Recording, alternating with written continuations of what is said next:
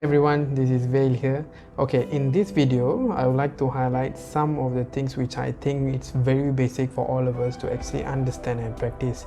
So some of the things yang I nak highlight hari ni adalah certain behavior ataupun certain practice yang kita harus practice at all point of time. Katakan di tempat kerja ataupun di sekolah ataupun bila you nak pergi interview ke, ataupun bila you tengah berbincang dengan boss you, dengan colleague you, or even any random person dekat public. So kenapa saya nak highlight benda perkara-perkara ni? So with the globalization, dengan communication kini dengan handphone, dekat smartphone, chatting semua tu kan, kita dah the amount of time that we communicate with people dah semakin kurang.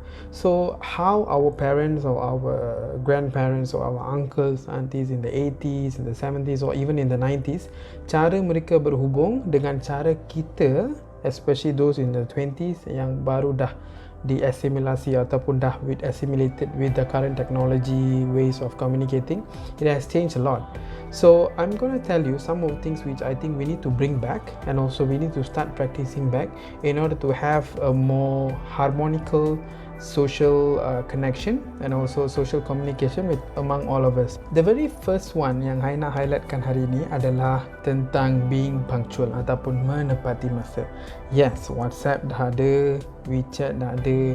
I don't know whether WeChat still a thing. Okay, talking about that. Tapi sekarang dah macam-macam social media ataupun social communication app dan kita dah guna, and kita tend to forget of being punctual in an actual meeting. Alright, we are so actual in jumping into calls in Teams, in Google Meet and any other virtual meeting. Tetapi bila kita nak jumpa seseorang kat luar ataupun kita nak jumpa kawan, it's always the thing di mana kita akan cakap I'm on the way but you are not there.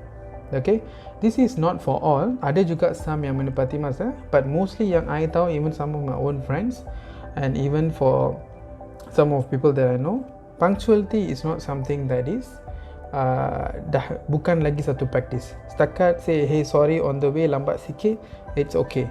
But for me, what I think is being punctual is very important to actually establish a communication. So for example, dalam sebuah interview, kalau you tak punctual on time, of course that is a bad impression for the interviewer. Or even if you're going for a date, tak kisahlah lelaki ke perempuan, bila you tak menepati masa, there goes, you dah memberi bad impression to your prospect partner. Okay, in that sense.